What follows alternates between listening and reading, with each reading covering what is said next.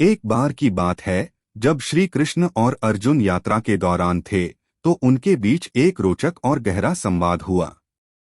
रास्ते में चलते समय अर्जुन ने श्री कृष्ण से एक सवाल पूछा, प्रभु, मेरे मन में एक संदेह है, क्या मैं यह सवाल पूछ सकता हूँ?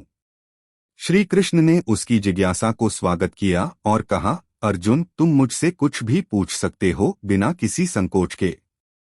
फिर अर्जुन ने सवाल पूछा, मैंने कई बार सुना है कि सभी लोग कर्ण को सबसे बड़ा दानी क्यों कहते हैं। मैं भी तो बहुत दान करता हूँ, फिर भी वो सबसे बड़ा क्यों होता है?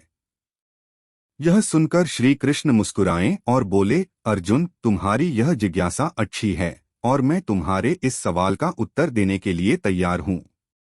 फिर श्री कृष्ण ने पास में ही स्थित दो सोने की पहाड़ियों को दिखाया। उन्होंने कहा, अर्जुन, इन दो सोने की पहाड़ियों को तुम यहाँ के गांव वालों में बांट दो। अर्जुन ने तुरंत प्रभु की आज्ञा को मान लिया और सभी गांव वालों को बुलाया। उन्होंने उन्हें श्री कृष्ण की आदरपूर्ण आज्ञा के साथ सोना बांटने का काम शुरू किया।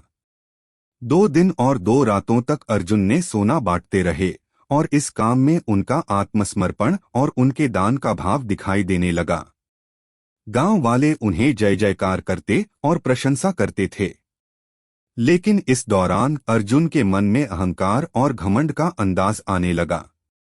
उन्होंने अपने दान का महत्व बढ़ाने लगा। फिर एक दिन जब उन्होंने सोने की पहाड़ियों को तोड़ने का काम किया, वे थक गए और प्रभु श्री कृष्ण से बोले, प्रभु, मुझे आवश्यक विश्राम की आवश्यकता है। श्री कृष्ण ने उनकी सेवा का भाव देखकर कहा, तुम्हारे यहाँ अब समय है विश्राम करने का और मैं तुम्हारे साथ हूँ।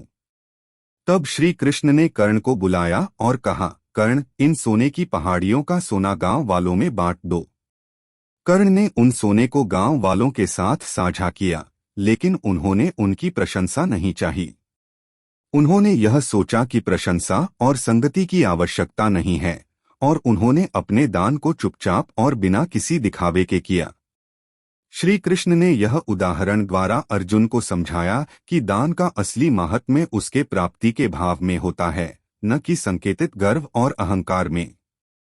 कर्ण ने सोना बांटते समय यह सिखाया कि दान करने का सच्चा मतलब आत्मानुभव और निर्मलता होता है। इस रूप में श्री कृष्ण ने अर्जुन के प्रश्न का उत्तर दिया और उसे समझाया कि दान का महत्व दिल से और निष्काम भाव से किया जाना चाहिए। तो दोस्तों, इस कहानी से हमें यह सीखने को मिलता है कि दान का महत्व उसके भावनात्मक और निःस्वार्थ अस्पष्ट रूप में होता है और अहंकार और घमंड का भाव नहीं होना चाहिए। आपको यह कहानी कैसी लगी? कृपया हमसे अपने विचार साझा करें और इस कहानी को अपने दोस्तों और परिवार के साथ साझा करना न भूलें। धन्यवाद और जुड़े रहें हमारे अमूल्य वचन से।